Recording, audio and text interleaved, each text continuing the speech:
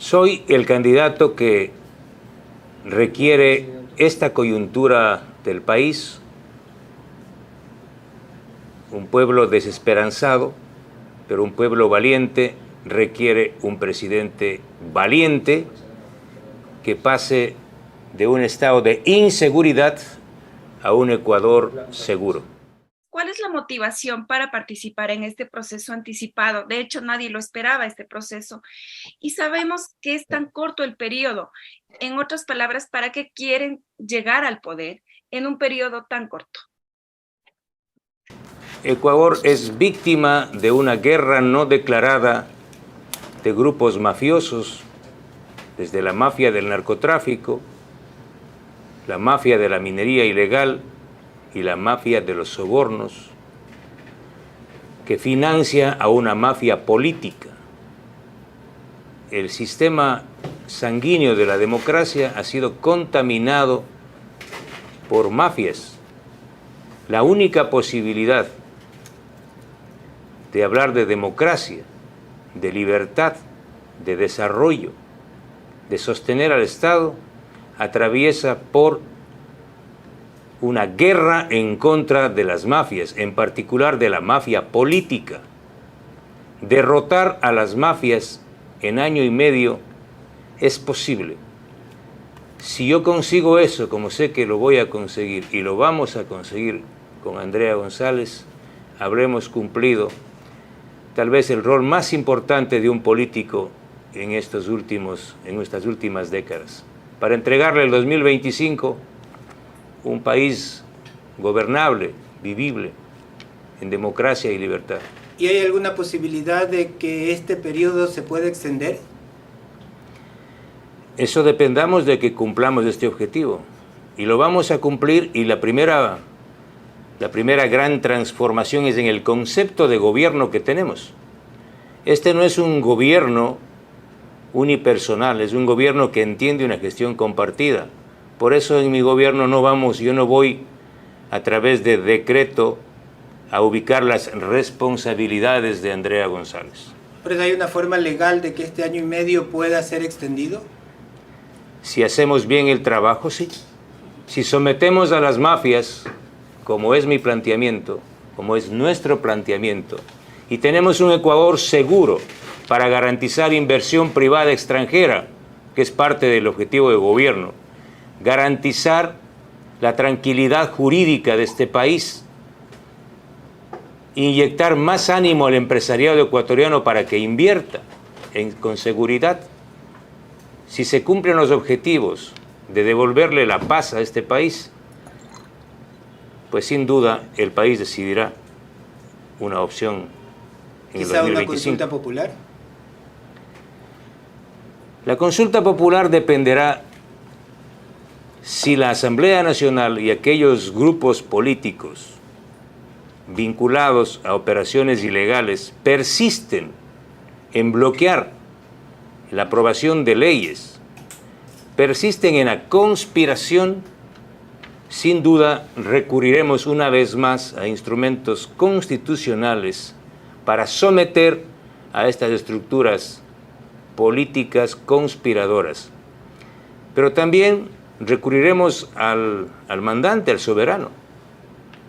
La diferencia del gobierno de Villavicencio González será la mano dura contra la mafia política, mano dura contra el narcotráfico, la minería ilegal y la mafia de los sobornos que controlan todas las empresas públicas. Es decir, a mí no me va a temblar la mano de movilizar al país, rodear la Asamblea Nacional y a ver si los conspiradores de ahora y de ayer persisten en bloquear un gobierno de la gente buena, un gobierno que va y que apunta ¿a qué? A una profunda reforma del Estado, a depurar las empresas públicas, a acabar con los intermediarios, a impulsar una profunda reforma laboral que le inserte al Ecuador en el concierto mundial, respetando las mayores conquistas laborales del pasado. Pero el Ecuador no puede continuar con un código del trabajo de casi un siglo. ¿Sí? Tenemos que impulsar un código del trabajo para que la juventud de este país pueda trabajar en un mundo globalizado con las nuevas tecnologías. Esos son los desafíos. Es decir, si esa asamblea que viene persiste en la conspiración en todos los órdenes, política, jurídica, económica, laboral, ambiental, sí, esa asamblea se va a encontrar con un gobierno valiente. Si persisten, podemos ir a una consulta popular nuevamente, ¿sí?, para mandar a la casa a los conspiradores una vez más. María Belén. Sí, Fernando, cuando hablabas de que el sistema sanguíneo está contaminado por la mafia política, ahí la pregunta es, ¿la mafia política es sinónimo del correísmo? 1. Y 2, ¿cómo es que se enquista de esta manera ante nuestras narices? La mafia política es aquella, o son aquellos movimientos políticos que utilizan el nombre de partido o movimiento, pero que en el fondo son estructuras delictivas vinculadas a grupos mafiosos. Yo presenté a la Fiscalía General del Estado 25 casos de candidatos a gobiernos seccionales vinculados al narcotráfico y a la minería ilegal. Y en particular, la mayoría de estos candidatos están vinculados a la Revolución Ciudadana. Y voy a decir algo que lo he guardado porque soy un hombre de palabra como legislador. ¿Quién me facilitó información para que investigue como presidente de la Comisión de Fiscalización? Y lo hice. Sobre los vínculos de la Revolución Ciudadana con el narcotráfico, fueron militantes de la Revolución Ciudadana. Uno de ellos, el legislador Roberto Cuero. Él me entregó información de vínculos de su propio partido con operaciones ilícitas. Y lo hizo advirtiendo, y voy a ser sincero, de que él no estaba de acuerdo con que un movimiento político esté vinculado a este tipo de estructuras. Esta información está en manos de la Fiscalía General del Estado, porque yo entregué los documentos de vínculos de candidatos, no solo de la Revolución Ciudadana, sino de otros, con operaciones de minería ilegal, de sobornos, pero en el caso de sobornos está claro, yo he presentado suficiente evidencia. Es más, el expresidente está sentenciado y prófugo con base a una investigación mía, Arroz Verde, o el caso Odebrecht, que son evidencia judicializada sobre el financiamiento de la política por parte de los sobornos.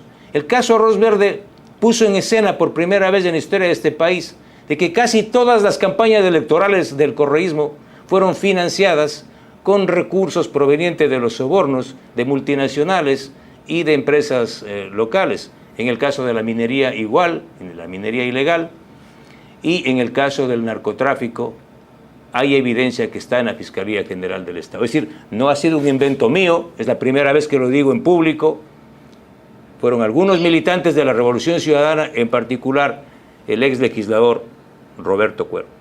¿Y estamos autorizados a citar esto o nos dijiste off the record solo para tener claro, Fernando? Perdón la Yo aprendí como periodista de investigación y como político a no guardar información, porque guardar información significa ser cómplice. Y lo que le ha pasado a la política de este país es el silencio y la cobardía de los políticos. El país tiene que saber y pueden publicarlo. Gracias, la aclaración. Perdón, Patricia, le interrumpí. Sí, Fernando, en esta lucha contra esta mafia que está enquistada en la corriente sanguínea del país, la judicialización de casos toman tan largo tiempo que muchos quedan en impunidad. ¿Qué hacer con respecto a esto? Porque si esta denuncia estuvo hace ¿cuántos meses? Y no tenemos nada en concreto. ¿De qué sirve denunciar si no se lleva a cabo el proceso y finalmente tenemos culpables? O si tenemos culpables y después algún juez alegre les dé el habeas corpus? Porque la justicia está tomada en gran medida por estas estructuras delictivas. Por eso uno de nuestros elementos centrales del programa de gobierno apunta allá, a someter a una mafia judicial, que es la que ha generado la impunidad en este país. ¿Cómo hacerlo? Nuestra propuesta en el plan de gobierno incluye la transformación de la Unidad de Análisis Financiero y Económico, que hoy es una dependencia pequeña de la Presidencia de la República, en el motor más potente de la lucha en contra del delito de cuello blanco, que vincula a casi gran parte de la clase política y administrativa del Estado. ¿Cómo hacerlo? Sencillo. La Unidad de Análisis Financiero utilizará, y esto vamos a desarrollar un acuerdo, a profundizar un acuerdo con Estados Unidos, para utilizar los mayores logros y alcances de las tecnologías en el manejo de la inteligencia. Las guerras se ganan con inteligencia. Mi gobierno será el gobierno de la inteligencia predictiva en todos los órdenes, en la lucha contra el crimen organizado. Entonces la UAFE, reitero, será el corazón y el motor de la campaña por identificar los delitos de cuello blanco. Todos los jueces, todos, fiscales, policías, militares, asambleístas, concejales, consejeros, alcaldes, prefectos, ministros, toda la clase política, incluyendo a mi familia, o empezando por mi familia, ¿sí?, serán escaneados. Los jueces tendrán que explicar de dónde han sacado sus bienes. Aquellos jueces que tienen mansiones, que tienen carros de alta gama, cuentas en paraísos fiscales o en otros países y no puedan explicar el origen lícito de sus bienes, ese registro de operaciones inusuales, que es un informe que saca la UAFE, y eso lo saben ustedes, será remitido a la Fiscalía General del Estado para que inicie acciones penales por lavado de activos, enriquecimiento ilícito o testaferrismo. Esto en el plano penal. Y en el plano civil, el acuerdo que tenemos con Patricio Carrillo y los candidatos a la Asamblea, uno de los primeros impulsos desde el Ejecutivo es desbloquear y rehabilitar el proyecto de ley orientado a recuperar los bienes mal habidos, ¿sí? Se llama el proyecto de ley de extinción de dominio. ¿Cuál fue el partido político que bloqueó la aprobación de ese proyecto de ley en la Asamblea Nacional? El correísmo. Es decir, en el plano penal tenemos las acciones de la Fiscalía y en lo civil la aprobación del proyecto de ley que acabo de hacer mención, extinción de dominio, para quitarles todos los bienes mal habidos a los jueces. Y de esta forma, solo de esta forma, María Belén, se acabará, se someterá a esta delincuencia judicial. Si no acabamos con la delincuencia judicial, jamás garantizaremos estabilidad jurídica, no vendrá inversiones del extranjero. ¿Por qué? Porque habrá un juez como el de Manglar Alto, que da curso a un recurso de habeas corpus inconstitucional, ilegal, y salen capos del narcotráfico, delincuentes de cuello blanco en libertad. Para mí ese es, sin duda, el corazón de mi propuesta de guerra en el plano legal, ¿sí?, en contra de la impunidad judicial. Y lo otro, sin meter las manos en la justicia. Vamos a sacar las manos de la justicia, porque ya esas manos fueron introducidas en la justicia en la década anterior. Sacar las manos de la justicia significa generar procesos, obviamente yo no lo puedo hacer, exigir que el Consejo de la Judicatura lleve adelante procesos de selección de jueces y fiscales en el plano de una absoluta independencia, ¿sí?, no como aquellos que se realizaron en la época de Gustavo Yalc. Es decir, vamos a investigar a jueces y fiscales en el propio proceso interno del Consejo de la Judicatura. El 98% de jueces que actualmente están ocupando cargos provienen del útero de la Revolución Ciudadana, del Consejo de la Judicatura de Yalca. Acaba de publicar el fin de semana, corrígeme Alejandro, nuestro editor web, y me permito indicarte, también nos acompaña Patricia Estupiñán vía Zoom, directora editorial de Vistazo.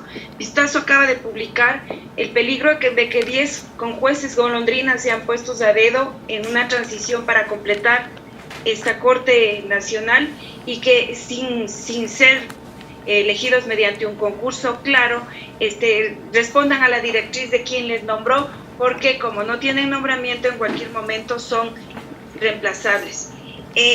Solo para apuntalar lo que acabas de mencionar, que me parece crucial, para conocimiento de quienes nos escuchan, con una ley de extinción de dominio, en un caso tan concreto como la casa esa famosa de Miami y las personas de tórax abultado que están ahí en la piscina, ¿qué pasaría con esa casa? Y si puedes hacer la relación de la pertenencia de esa casa a Javier Jordán en una capital bien breve, pero para entender este entramado, bien corto. Esa casa, con un registro de operaciones inusuales de la UAFE, se iniciará un proceso internacional, ¿sí?, para que el Estado ecuatoriano tome control de los bienes vinculados a ciudadanos que están siendo investigados. Y también la investigación es por qué razón, si este ciudadano y sus cercanos, ¿sí?, tienen más de 50 investigaciones penales, ¿por qué la justicia de este país no ha solicitado la extradición? El señor de la piscina, Javier Jordán, el otro señor de la piscina, Pablo Mendoza, y otro señor de la piscina, Leonardo Cortázar, los dos señalados, primero, tienen acciones penales por delincuencia organizada, por haber vendido medicamentos e insumos médicos con sobreprecio a los hospitales en época de pandemia, y tienen orden de captura. Pero la justicia de este país no ha solicitado la extradición de estos ciudadanos. El juicio no puede avanzar, o los juicios no pueden avanzar, porque los señores están prófugos. Este es el caso emblemático que confirma de cómo la justicia ecuatoriana encubre los delitos de cuello blanco y encubre la corrupción de este país. Este país, estimada Patricia, este país no es un país pobre, es un país empobrecido. A este país no le falta dinero, a este país le sobran ladrones. Ese es un problema estructural que tiene que ser enfrentado y combatido. Sin embargo, el señor dueño de esta casa ha enjuiciado a los periodistas en los pájaros contra las escopetas. Efectivamente, yo al respecto remití como presidente de la Comisión de Fiscalización una denuncia a la Comisión Interamericana de Derechos Humanos, alertando efectivamente eso. La acción de este señor y sus aliados, prófugos de la justicia, es un atentado a la ética pública y a la libertad del periodismo de este país.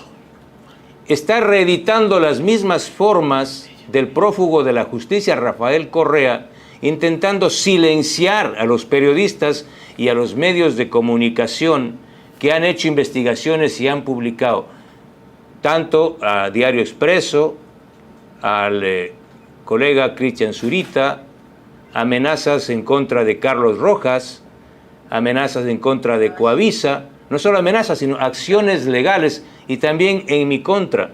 Así es que yo creo que esto tiene que ser enfrentado con valentía.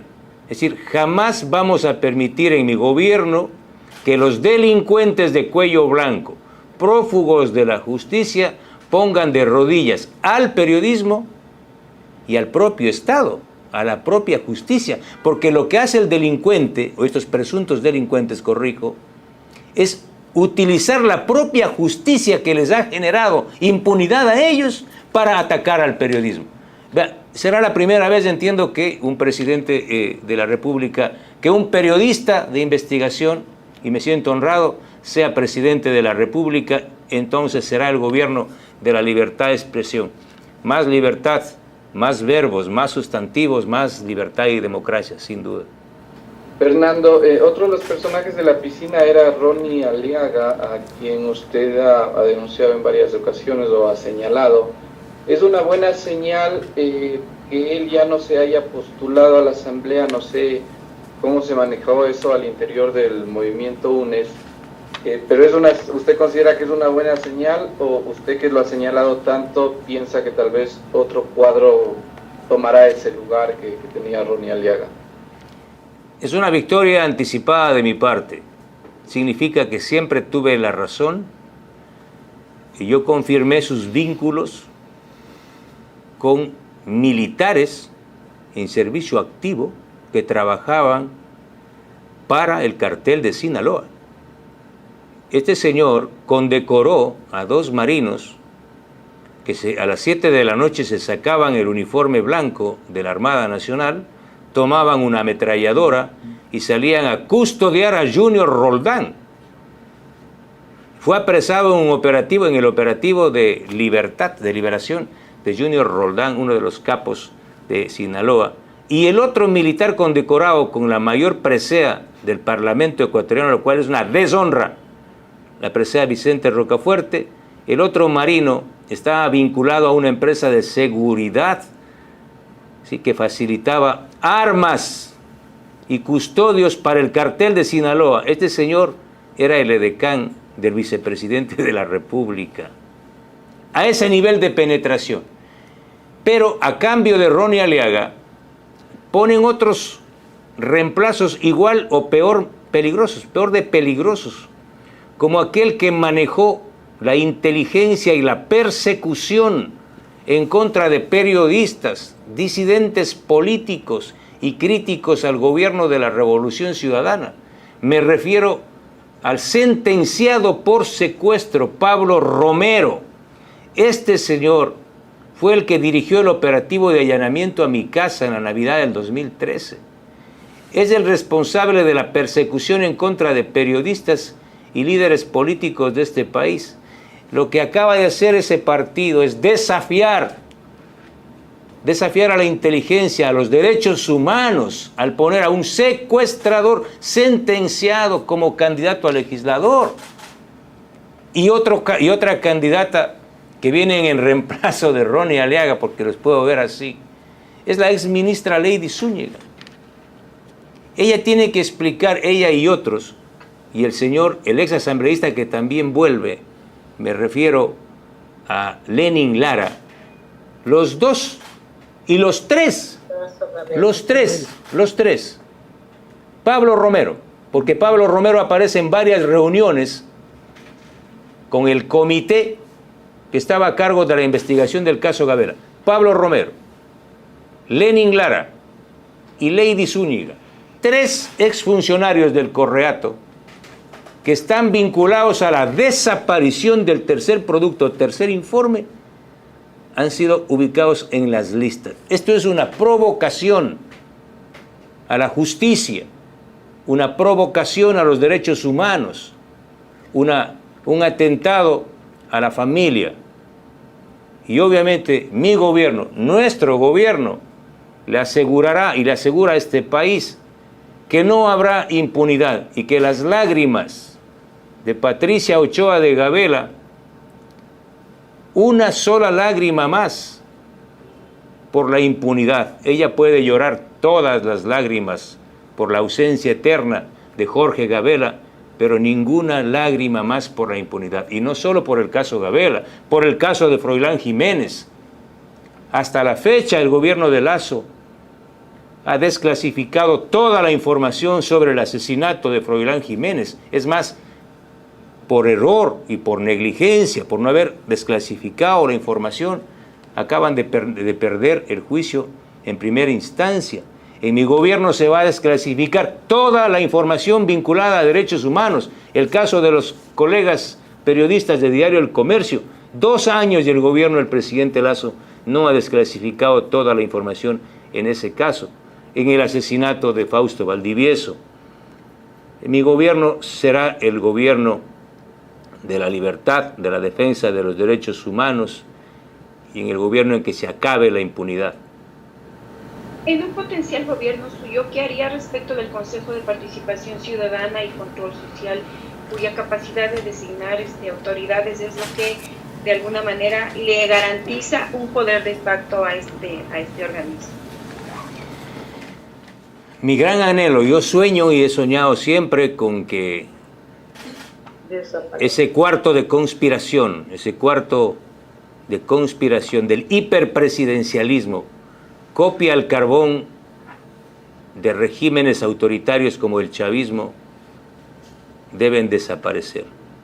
Y para mí fue muy doloroso el resultado de la consulta popular, una consulta que el gobierno lo hizo de forma inoportuna, porque temas tan importantes como la extradición de narcotraficantes y el retiro de las facultades de elección de autoridades de control por parte del Consejo de Participación Ciudadana no hayan podido ser aprobadas.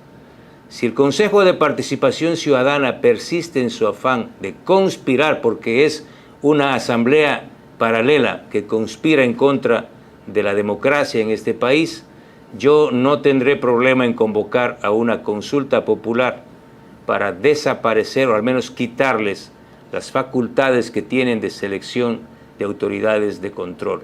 Eso es lo que buscan ellos, lo que busca la delincuencia organizada es tomar el control de la Fiscalía General del Estado, de la Contraloría, Procuraduría.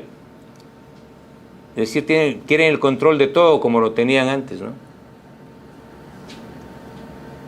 De acuerdo. Yo no sé si es que es oportuno ahora preguntar, Fernando, empezaste diciendo que la vicepresidenta tendrá, no es que va a estar como ahí a un ladito guardadita. ¿Qué rol le vas a dar a la vicepresidenta? Yo no le voy a dar ningún rol. Yo ni siquiera le pedí que sea mi binomio. Ella siempre estuvo ahí. Yo la conozco. El mundo se enfrenta a una batalla final por la defensa de la naturaleza y de nuestra civilización. Si no entendemos que la defensa de la naturaleza, del medio ambiente, de los derechos de los pueblos ancestrales, si no entendemos que la lucha contra el cambio climático, si no entendemos que la economía tiene que cambiar, que nuestra relación con la naturaleza tiene que cambiar, entonces no hemos entendido la política nueva, la política del nuevo tiempo. Para mí es un honor que me acompañe una ingeniera ambiental, una joven guayaquileña, apasionada por la defensa de la vida, de la naturaleza, de los animales. Y yo mismo vengo de ahí, yo soy campesino. Yo tenía mi primer juguete, yo nunca tuve un juguete artificial. Mi juguete fue un toro, un ternero que me regaló mi padre y era mi amigo y se hizo un enorme buey rojo, colorado, y sin duda yo no creo que, o creo que pocas personas tendrán en su memoria el recuerdo de la lengua de un toro en la mano de un niño. Es único. Entonces yo por eso desde ahí no puedo concebir, aunque me encanta Ernest Hemingway, ¿sí?, sus textos sobre la tauromaquia y el arte, realmente no puedo concebir el sacrificio de un animal. Entonces estamos hermanados en esa visión del mundo y Andrea González Nader no va a ser mi vicepresidenta, ella va a gobernar conmigo, porque el tema ambiental es transversal a todo, en economía, en la industria, en la cultura, hasta en la poesía. Entonces, aquí no va a haber el gobierno de Fernando Villavicencio, sino el gobierno de Andrea González y Fernando Villavicencio. Además, en ese orden. ¿Esto significa, Fernando, que no habrá, que van a votar por el sí a que se deje enterrado el petróleo en el Yasuní y cómo compensar la pérdida de esos recursos? Como decía en una columna ayer, Walter Spurrier, es el comienzo del fin de la dolarización, que creo que es la única medida económica en la que estamos de acuerdo casi todos los ecuatorianos. No perder la memoria es básico.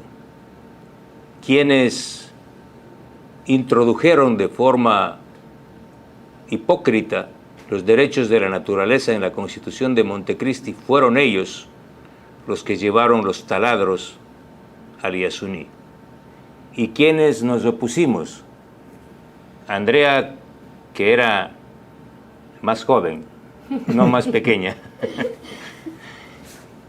Y ustedes pueden ver mi posición, aunque estaba vinculado a la industria petrolera, y mi posición ambientalista es justamente eso, porque conozco el daño que genera el petróleo, que ha generado el petróleo, no solo los impactos ambientales. En 50 años de industria petrolera, este país es más pobre. Esmeraldas, cuando construyeron la refinería de Esmeraldas, le dijeron que Esmeraldas iba a transformar en el puerto de desarrollo más importante. Esmeraldas hoy es una de las provincias más empobrecidas y más violentas del Ecuador. Entre 30 y 40 niños de Esmeraldas, Santa Elena y Chimborazo marcan la tragedia de desnutrición infantil en este país. Es brutal el nivel de empobrecimiento y de violencia de Esmeraldas. Es decir, no es que me doy una vuelta, y yo nunca me doy las vueltas. Mi convicción ambientalista estuvo y está. Yo conozco el Yasuní. Que me diga otro candidato que haya estado en el Yasuní. Ninguno. Yo conozco, he vivido algún tiempo cercano desde Nuevo Rocafuerte, he ingresado varias veces. A las 4 de la mañana es un concierto de especies, es una sinfónica. Cuando uno pone los ojos en el Yasuní, uno sabe y quiere que esto sea eterno. Y mide o el petróleo o el Yasuní, o las especies. Entonces, ¿a dónde voy? Yo voy a votar sí, vamos a votar sí, pero es un sí absolutamente responsable, no voy a hacer campaña, porque respeto como presidente de la República la decisión de la gente. Pero somos la única alternativa que tiene una salida, en el caso de que gane el sí o en el caso de que gane el no. En el caso de que gane el sí, tenemos que sincerar las cifras. Cuando se aprobó en la Asamblea Nacional, con el voto del Partido del Prófugo, la explotación del Yasuní, se señaló que habían 1.000 millones de barriles de reservas probadas de un crudo extrapesado de 14 grados API. Esa cifra fue falsa. El informe real certificado de reservas del tren estructural Ispingo-Tambococha-Tiputini habla de 460 millones de barriles de reservas probadas. Es decir, se armó un modelo económico falso, con resultados económicos falsos. Yo por eso les invito a los expertos, y yo toda mi consideración con todos los economistas, y tienen razón. Si nos dijeron que había 1.000 millones de barriles de reserva, se armó un modelo económico y matemático para decir, tenemos entonces tal resultado para el país. Uno. Segundo, tampoco sabían que de cada 100 barriles de fluido en una zona de humedales, porque esa parte son humedales, las mayores reservas de agua dulce de la Amazonía están ahí, abajo. Y hay una conexión entre el agua de superficie con los nichos, estructuras de agua dulce. Esto es muy importante y nadie lo dice, porque son candidatos que les dan en un teleprompter para que lean. De cada 100 barriles de fluido, es decir, de petróleo y agua, 97 son agua. 97 barriles de agua de formación. Agua mucho más salina que el agua del mar. Si usted pone un ser vivo en esa agua, muere. Es decir, que para obtener 55.000 barriles diarios de petróleo, se están generando más de 2 millones de barriles, no sé el cálculo exacto, digo una cifra, pero es mucho más de 2 millones de barriles de agua de formación. ¿Y a dónde van? Esta agua de formación tiene que ser tratada, debería ser tratada y reinyectada a las mismas estructuras donde salió. Hasta el día de hoy yo he pedido información a Petroecuador y ellos no entregan la información. Y eso es costoso, y hablemos de la calidad del petróleo. Entonces, estos temas no pueden ser excluidos del análisis económico del costo de producción, porque si tenemos un costo de producción de $27 por cada barril del ITT, sin considerar la variable ambiental, es un costo ficticio, es un costo irreal, porque es un crudo además de 14 grados API que tiene que ser tratado para transportarse y cuesta muchísimo menos que un barril de petróleo de 30 o de 24 grados o de 27, como es el caso del crudo de Sacha o de Auca. Entonces, de 10 dice aquí, incluso. 14. Entonces, y en algunos, porque son varios pozos y tres campos. Entonces, si gana el sí, hemos conversado con Andrea y con técnicos del sector petrolero. Yo voy a impulsar una reforma, un proceso de renegociación de los contratos de servicios específicos en 21 campos petroleros. Estos contratos fueron firmados también en el gobierno de Rafael Correa. Y son contratos altamente lesivos para la economía ecuatoriana. Le voy a poner un ejemplo. Uno de los mayores campos petrolíferos de este país, descubierto por el Estado ecuatoriano, es el campo Auca. Y María Belén sabe, porque aquí fue Arturo Torres quien reveló una gravísima denuncia sobre las condiciones en las que fue adjudicado este campo a la empresa Schlumberger. Sí. Se establecieron tarifas sin sustento técnico y económico. El Estado ecuatoriano le paga a la compañía Schlumberger $27 por cada barril de petróleo. Y además a esos $27 tiene que agregarse el costo operativo de Petroecuador, que es aproximadamente $15 por cada barril. Es decir, sacar un barril de petróleo del campo Auca le cuesta al Estado ecuatoriano más de $40, cuando antes de la entrega de ese campo a Schlumberger, a Petroecuador le costaba $12, $13 sacar un barril. Si el precio del petróleo está en $50, la participación del Estado ecuatoriano es de $8 o $10 por cada barril de petróleo. ¿Quién se está llevando la mayor tajada? La compañía. Yo no tengo nada en contra de las compañías, pero en este caso, como en 20 casos de contratos similares, voy a llamar a la mesa de negociación a todas las compañías y les voy a decir, pensemos en ustedes y pensemos en nosotros. Ustedes invirtieron tanto, correcto, deben ganar tanto, pero llevarse $42 por cada barril de petróleo no está bien. ¿Dónde va a salir la plata para cubrir ese hueco, digamos? O sea, la ausencia de los recursos del ITT provendrán de la renegociación de estos contratos petroleros. Y yo voy a racionalizar toda la industria del petróleo porque es algo que conozco, a eliminar a las mafias de intermediarios. Y esto sin duda le va a generar al país centenares de millones de dólares adicionales por año. Entonces, no solo que vamos a tener recursos para cubrir la falta que haga ahora los aportes del ITT, sino muchos más recursos para obra pública, salud y educación.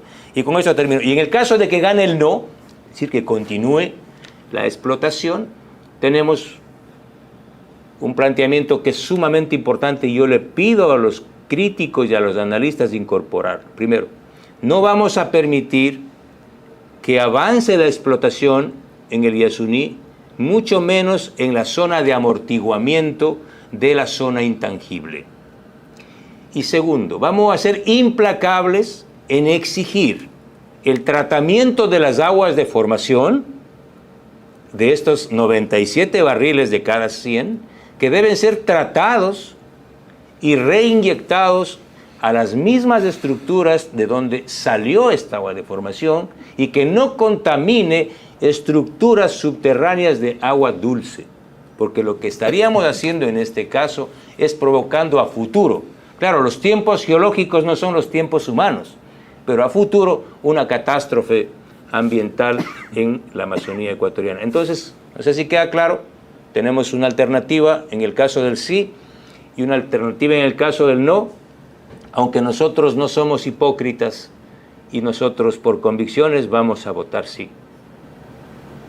Fernando, y en esta renegociación entraría Andes Petroleum, operadora de Tarapoa, y la filial Petrooriental, operadora de los 14 y 17, bloques 14 y 17, porque da la impresión que el gobierno saliente está renegociando ya al apuro, un año y medio antes de que fenezcan los contratos y sin saber en qué condiciones.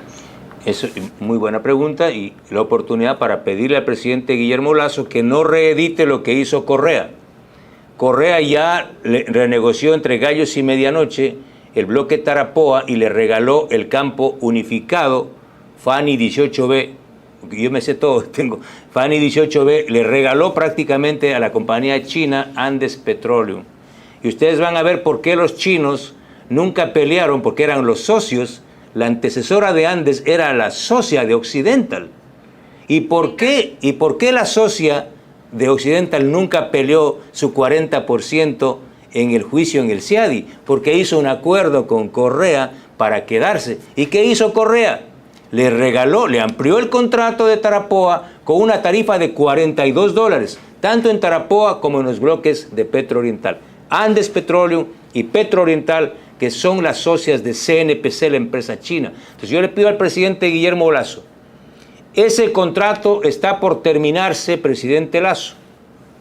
Permita que el contrato concluya, que se revierta al Estado ecuatoriano toda la infraestructura, todas las reservas del bloque Tarapoa y de los otros bloques, para que el Estado reciba el 100% de la producción.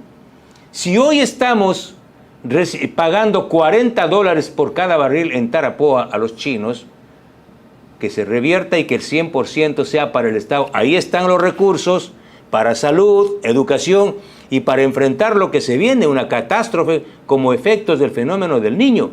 Reitero, aquí no hay ninguna política mía de nacionalismo ni nada por el estilo, ¿sí? Donde tiene que entrar el capital privado, que venga, pero aquí, ¿sí? Primero que se respete el contrato. Y otra cosa adicional, tiene que revertirse el oleoducto de crudos pesados inmediatamente al Estado ecuatoriano sin pago alguno, porque eso establece la ley.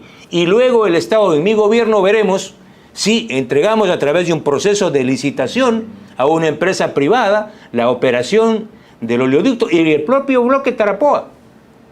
Si tengo una oferta, si tenemos una oferta de una empresa privada, una oferta que es buena para el Estado ecuatoriano, encantado. Porque ya sabemos que lo público no funciona muy bien, que se diga, encantado, pero no con $42 la tarifa o el pago del costo de producción como hizo el Correato, ¿no? En otros términos. De acuerdo, gracias por la precisión. Yo no sé si es oportuno preguntarles a ambos, a ambos candidatos, ¿a qué presidente de la historia ecuatoriana admiran y por qué, brevemente? Bueno, pero contesta tú primero para no quitarte el micrófono después. Hay dos.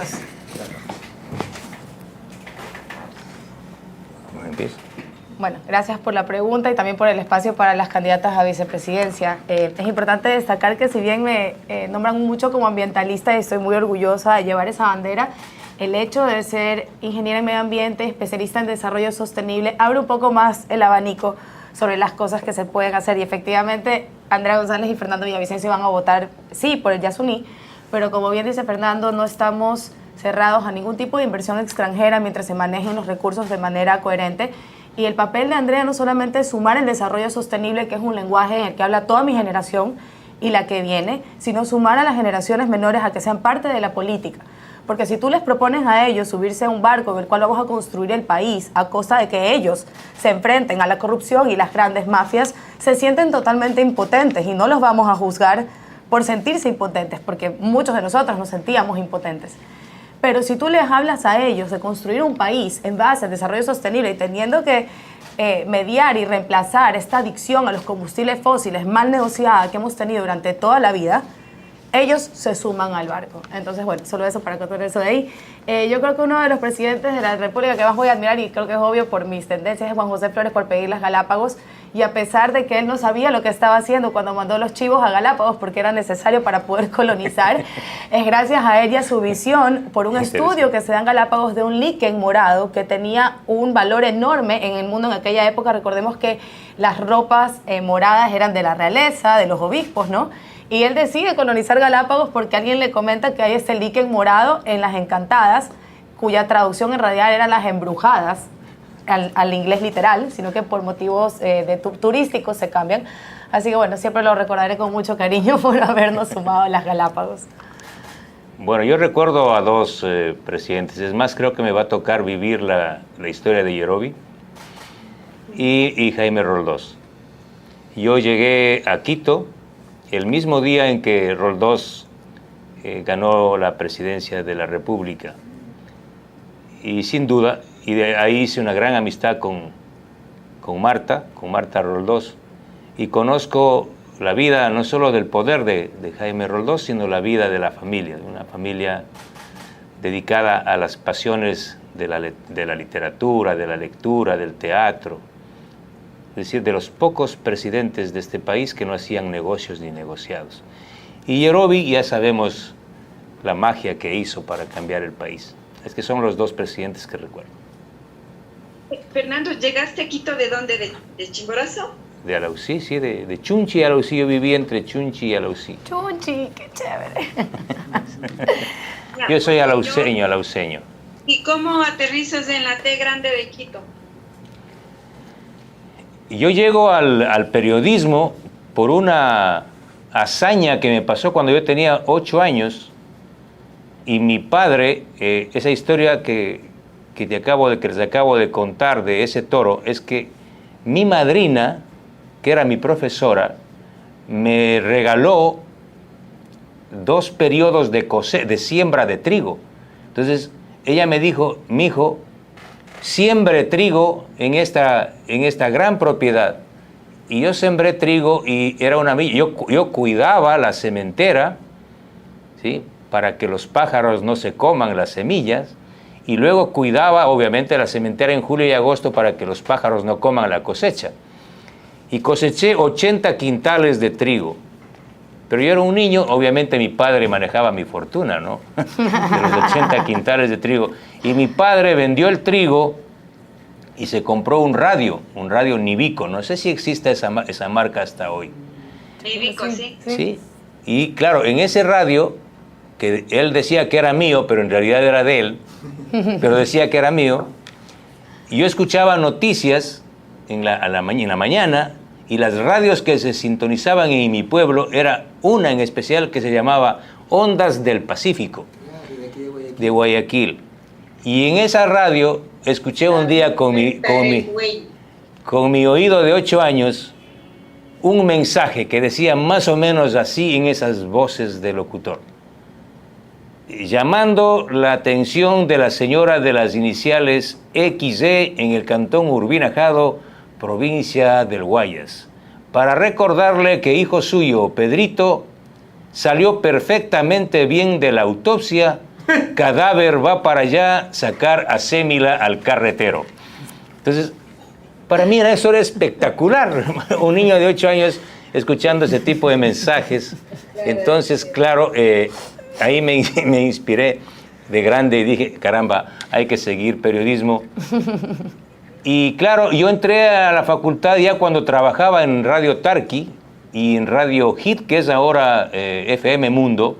Tenía un programa a las 5 de la mañana, un programa de cultura, y era un poco audaz yo. Claro, porque dije, hacer un programa de cultura a los 17 años. Entonces, recuerdo que entrevisté cuando hubo el Festival de la Nueva Trova Cubana a Piero, a León Gieco y esos artistas. Yo era un medio audaz. Y de ahí trabajé 8 años en el informativo de Radio Tarqui. 8 años, y cubría principalmente la asamblea. Pues ahí María Belén y en la facultad también nos cruzábamos. Entonces yo tuve una pasión por la radio, y obviamente mi profesor de hoy he perdido la voz un poco, era Wilson Robalino, una de las mejores voces de la radio de este país. Se despertaba a las 6 de la mañana a contarnos las tristezas. Así es que así llegué yo a la radio. La radio. Interesante, no sabía esto. Como a nivel personal les podemos pedir que se definan así como candidatos. A nivel personal, describirse brevemente cada uno. Bueno, a nivel personal, Andrea es una soñadora que cree que se puede construir un mundo mejor y que lo utópico no es lo que proponemos esta nueva generación, vivir en equilibrio con la naturaleza, sino que lo utópico es creer que podemos continuar como lo hemos hecho, dejando a un lado a las personas más vulnerables. Andrea es una fiel creyente de que el desarrollo sostenible no habla solamente de la naturaleza, por el contrario, habla de proteger aquellas sociedades que hemos olvidado, y un poco la pandemia nos dio mucho esa lección, ¿no? Esas personas que estaban al frente de toda la humanidad para defendernos de este virus mortal que casi tumba nuestro sistema social y económico, eran aquellas personas que habíamos olvidado al pie de esos ecosistemas, al pie de las grandes ciudades por años. Y es irónico pensar que al virus no le interesa si es que tú vives en la ciudad o vives en el campo, simplemente está buscando el siguiente huésped, ¿no? Y es necesario saber que un mundo mejor no solamente es posible, sino que es la única opción para que todos estemos incluidos en el futuro del planeta sin dejar a nadie afuera.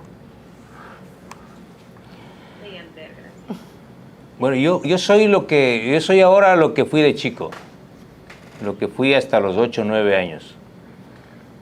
Y soy ahora eso, un niño que creció aferrado a la tierra, que vengo del surco, mis padres fueron agricultores, luego la crisis le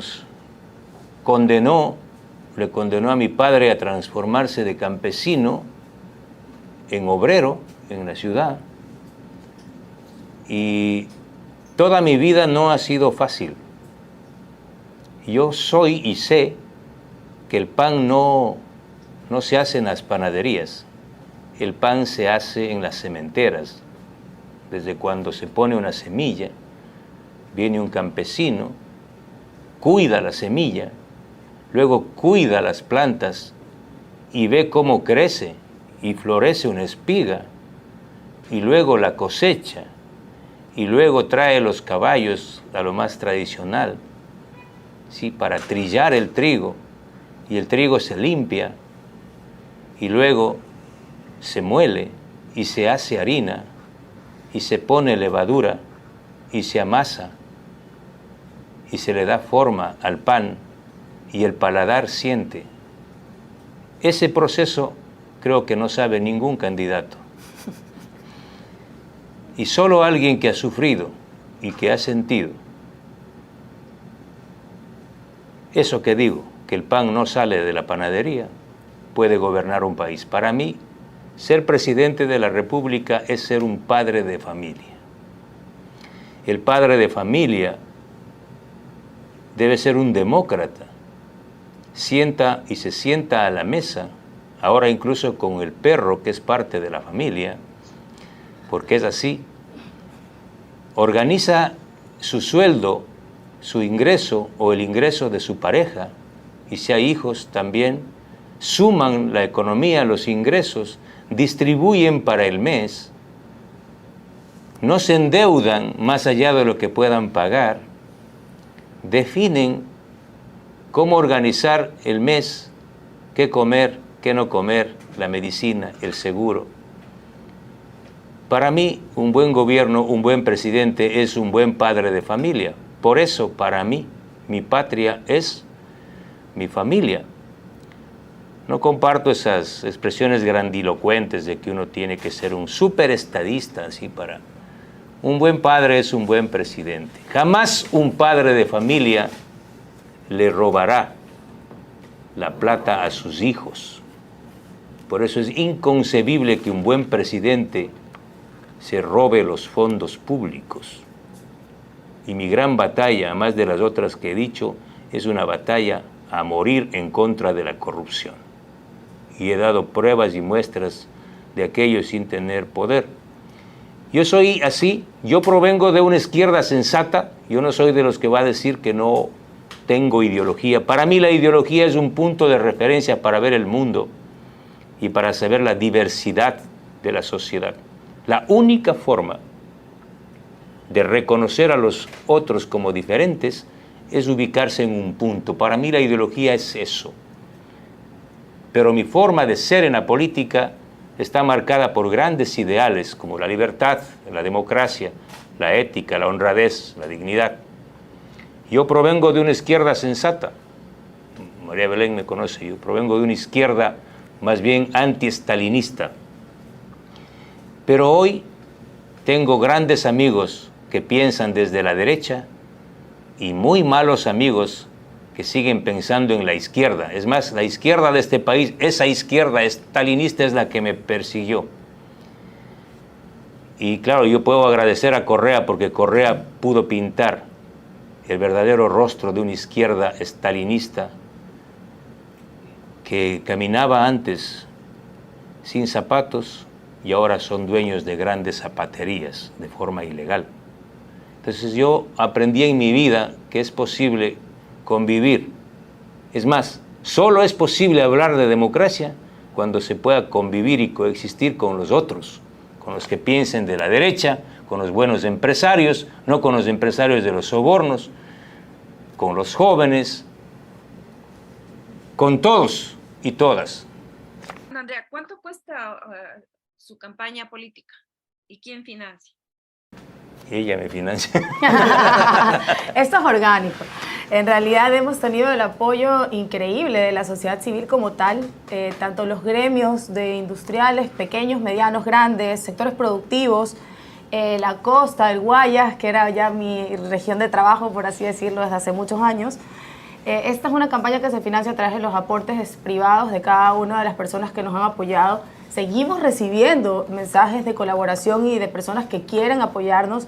Para mí es sorprendente, es mi tercera campaña, nunca había visto este nivel de apoyo y número uno y número dos, que siendo unas elecciones extraordinarias donde no está planificado este rubro o esta salida de este gasto, ver que es la sociedad civil la que por fin quiere poner ellos sus recursos para que estas no sean apañadas por intereses partidistas. Perdón, si ustedes pueden mirar el contenido y la forma de esta campaña con las otras, es clarísimo que en la campaña de Villavicencio González no está atrás una industria electorera. Hay más de 20, 30 imágenes de Villavicencio y de Andrea. La línea gráfica es igual de variada como Yasuní. Exactamente, ¿eso qué demuestra? Esa dispersión demuestra que hay una ciudadanía que de la forma más espontánea está sumándose a la campaña. Ayer, por ejemplo, en Santa Rosa, en Machala, la gente pone su parlante, la gente hace su afiche, hace su banner y se suma a la campaña. Abre cuentas en TikTok, en Instagram y se suma a la campaña. Esta para mí es realmente una expresión, una rebelión de la alegría de los ciudadanos, que la gente buena, porque caló tan bonito esto de la gente buena, que todo el mundo dice, yo soy de la gente buena. Y soy el único candidato que en 7 visitas a provincias que he hecho, he recibido un río de gente. Pero no es a conocer a Villavicencio, es la gente desesperada, la gente que me da la mano y no me quiere soltar y que me mira a los ojos. Ayer, por ejemplo, en la catedral de Loja, el cura que celebró la misa y la homilía, se atrevió a decir que la Virgen, la Churona, ilumine el camino de Fernando Villavicencio. O sea, yo me sentí, y todas las personas que estaban en misa, que estaban a reventar la iglesia, decían sí, y además cuando la Churona ha dicho algo o pone el ojo, como que las cosas van a ir por ahí. Yo veo que hay una esperanza final de la gente. Es como quien dice, la última oportunidad de que venga alguien que no proviene de los partidos tradicionales, porque yo más que un político soy un ciudadano que hace política, así me identifico, un ciudadano que ahora hace política. Yo no vengo de ninguna empresa, no represento a ningún grupo económico y respeto a todos los grupos económicos. Ni siquiera represento a un sindicato. Alguna vez fui parte de una organización laboral. No represento a nada. Y cuando me dicen en las concentraciones, ¿y usted qué me ofrece? Le digo, vea, yo no le ofrezco nada. Yo me ofrezco sumarme a su causa. Porque cada ciudadano, cada grupo social o económico tiene su causa y su propuesta. Y uno construye un plan de gobierno con los sentires, las causas, los anhelos, las esperanzas de los distintos sectores de este país. Aquí no hay iluminados. ¿Sí? Yo he hecho eso, hemos hecho eso. Hemos construido una chalina, para decirlo en serrano, ¿sí? Hemos tejido una chalina de diversos colores y es lo que está aquí. Pequeños empresarios bananeros, arroceros, camaroneros, atuneros, productores agrícolas, ganaderos de la sierra, pequeños ganaderos. Puedo decir que soy el candidato de los pequeños y medianos productores de este país, de la gente esperanzada. Bueno, somos los candidatos. Entonces, cuando me pregunta María Belén, ¿quiénes financian esta campaña? Yo no pongo el nombre de financian. ¿Quiénes trabajan en esta campaña? Nosotros ponemos lo nuestro y la ciudadanía pone lo que están poniendo. Además, condición, no aceptamos aportes y recursos de empresas contratistas con el Estado ecuatoriano. He pedido a todos que controlen los aportes. $1,000, $2,000, $5,000, muchas gracias, a cambio de nada. Y los empresarios me dicen, no voy a decir los nombres, Fernando, nosotros no queremos nada porque no tenemos contratos con el Estado. Queremos trabajar. Déjennos trabajar. Ayúdennos a someter a los vacunadores, a los extorsionadores, a las mafias. Y yo les digo, ¿solo eso? Pues vamos a someter a todas las mafias con mano dura, con mi policía y mis Fuerzas Armadas.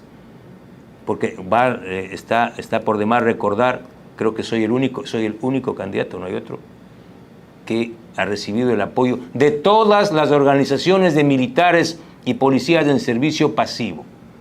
¿Sí?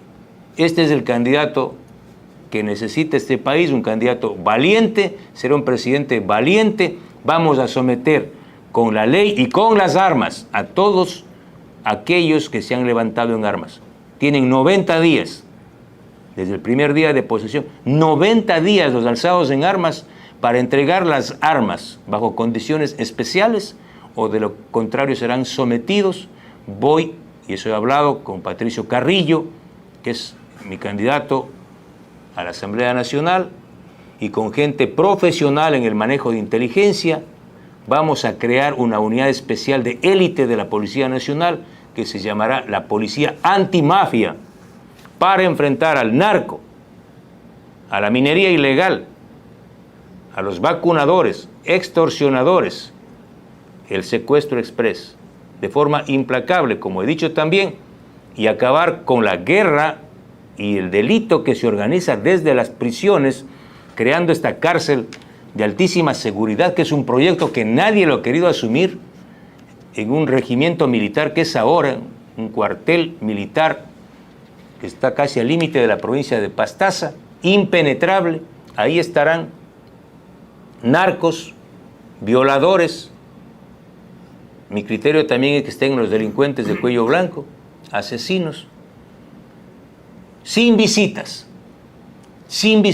aislados. La única forma de entrar allá será en helicóptero o en avioneta con autorización del Estado. Y los delincuentes, sí, los PPLs de baja peligrosidad, tenemos un acuerdo en nuestro proyecto con los gobiernos locales para generar trabajo. Ningún preso le va a representar costo al Estado ecuatoriano. Van a crear granjas agrícolas y emprendimientos para, en conjunto con los gobiernos locales, emprender un auténtico trabajo de rehabilitación de los delincuentes que no sean una carga para el Estado. Es decir, a los capos aislados, los de abajo trabajando en esta cárcel. El resto, un poco ya saben, militarización de todos los puertos. Hay 8 puertos. Yo voy a entregar a la Fiscalía en los próximos días información reservada sobre quiénes son los dueños de puertos privados en Guayaquil, donde no hay control ni del ejército ni de la policía. ¿Sí? Hay 2 concesionados que son Contecón y Pozor. Pero hay otros puertos privados donde el Estado tiene miedo de entrar. Se acabó. Vamos a militarizar. Los militares van a controlar todos nuestros puertos. Sistema de escáneres en las carreteras, porque por ahí se transporta la cocaína. Y la militarización de la frontera con Colombia para que no pase la cocaína. Es decir, tenemos una estrategia y un plan conversado con ex militares, ex policías que saben lo que pasa en este país. Aquí no necesita este país Rambos de PlayStation ni nada por el estilo. Aquí vamos a hacerlo con nuestras Fuerzas Armadas y con nuestra policía. Y solo para acotar algo muy pequeño, es que el control también del tráfico de pesca ilegal, minería ilegal, aleteo de tiburón, madera ilegal y especies, junto con el robo de gas y petróleo en la frontera, son problemas socioambientales, en realidad, que se han romantizado, porque tendemos a creer que la minería ilegal es el pobre señor que no entró a este mal manejo que hubo realmente de la minería artesanal versus la minería a gran escala. Pero las noticias dicen otra cosa, porque en un campamento de minería ilegal de oro de los Tiguerones, les representa a ellos $60,000 mensuales que nos quitan el oro de nuestra tierra y compran armas para venirnos a matar.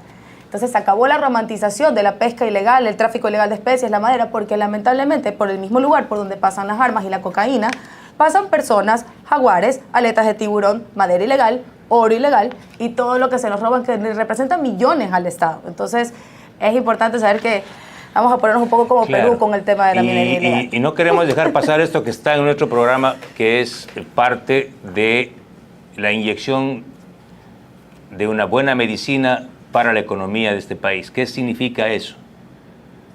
Si no damos una batalla frontal ahora en contra de una economía criminal, ¿cómo definimos nosotros en nuestro plan de gobierno esta economía criminal? El narcotráfico, la minería ilegal y los recursos de los sobornos, de los sobreprecios, hoy han conformado un mismo río, están unidos. Ya no se puede advertir las diferencias entre las estructuras de corrupción en el sector público, los recursos de la minería ilegal y el narcotráfico. Están hermanados. El narco está tomándose el Estado, creando empresas de fachada y alzándose con importantes negocios de los gobiernos locales y del gobierno central. Es decir, lavando el dinero del narcotráfico y la minería ilegal en los negocios públicos. Esto es una maravilla, pues. Es el paraíso del narcotráfico y de la economía criminal. Si nosotros no paramos ahora esto, ahora, los empresarios honestos de este país acabarán sepultados. Así es. ¿Cómo compite una empresa sana? Un empresario que ha sudado 20, 30 años para tener su negocio con una empresa que viene a lavar dinero. No puede. Por eso la invitación al empresariado de este país, hoy o nunca, o sometemos a las mafias o esta república desaparece. Así de sencillo. Y no hay otro candidato, no hay otra opción. Porque la talante, la valentía se nota en la cara, en la expresión. Los otros candidatos, con todo respeto, la mayoría, para ser exacto, de los otros candidatos tienen rabo de paja. Rabo de paja. Están vinculados a estructuras delictivas, a estructuras corruptas, directa o indirectamente a través de sus binomios. Y otros directamente vinculados a los sobornos de Odebrecht y otros. Este es el único candidato, este es el único binomio que no tiene rabo de paja. Porque si no te quemas. Por eso, cuando te metes donde las papas quemas no puedes entrar con rabo de paja. el presidente que tenga rabo de paja no va a resolver la crisis de este país. Solo un gobierno sin rabo de paja. De acuerdo. Muchas gracias por la claridad. Una última consulta, no sé, Cecilio, Patricia, Alejandro ha pedido disculpas, tenía que integrarse en una reunión y se ha pedido que le despidan. Vi por haber sido asambleísta tu declaración de patrimonio y pido autorización, pero es 77,000 más o menos, ¿no? Sí, exacto, no tengo nada que ocultar. Si puedo explicar algo, si merece una explicación, es que no pagué impuesto, no declaré impuestos en algunos años, es porque estaba perseguido y un perseguido no puede trabajar y pagar impuestos. Desde que volví, luego de la persecución del Correato, desde el 2008, cuando empecé a facturar, por eso he pagado desde el 2020, 2021, y como asambleísta está ahí, ese es mi patrimonio, no tengo bienes. El señor Santiago Cuesta me acusó de que yo tenía 3 cuentas bancarias acá. Les voy a enviar a vistazo las certificaciones de las 3 cuentas que este señor irresponsable, que está siendo procesado penalmente ahora por eso, los 3 bancos señalan que esas cuentas no son mías. Así es que lo demás es puro ataque, infamia. No tengo cuentas en el extranjero, no tengo empresas. Tengo una empresa que la que fui socio, que ya desde el año 2007 no he hecho nada con mi familia. No tengo cuentas offshore. Tengo 2 cuentas bancarias, ahora que ya no cobro de la Asamblea, en el Banco de Guayaquil una cuenta de ahorros, en el Banco del Pacífico una cuenta corriente, la del Banco del Pacífico con $150, si no me equivoco, y la del Banco de Guayaquil con $1,000 aproximadamente. Sus familiares tenían una offshore, decían también. Claro, que yo tengo empresas, hasta Agua Villavicencio de Argentina eran mías. Además, mis cuentas se han levantado el sigilo bancario desde que fui asambleísta, ¿no? ¿Cómo es su Fernando, familia? ¿qué va a pasar con el caso del general Carrizo, que está impugnado? Bueno, ya el Consejo Nacional Electoral señaló que no hay causal jurídica alguna para impedir su participación, pero yo, aunque él ya lo he explicado, yo quiero señalar que hay 2 casos muy similares a los de él. Me refiero a los exasambleístas Victoria de Sintonio y Walter Gómez de la Revolución Ciudadana, que fueron censurados y destituidos por la Asamblea Nacional y sin embargo pudieron participar y fueron posesionados por la misma Asamblea. Él está impedido de ocupar un cargo público similar de libre remoción, pero la ley, el Código Orgánico de la Democracia y otras leyes conexas no dicen nada respecto a cargos de elección popular. Pero reitero, además hay este antecedente jurídico, que estos 2 ciudadanos fueron destituidos y fueron posesionados como legisladores.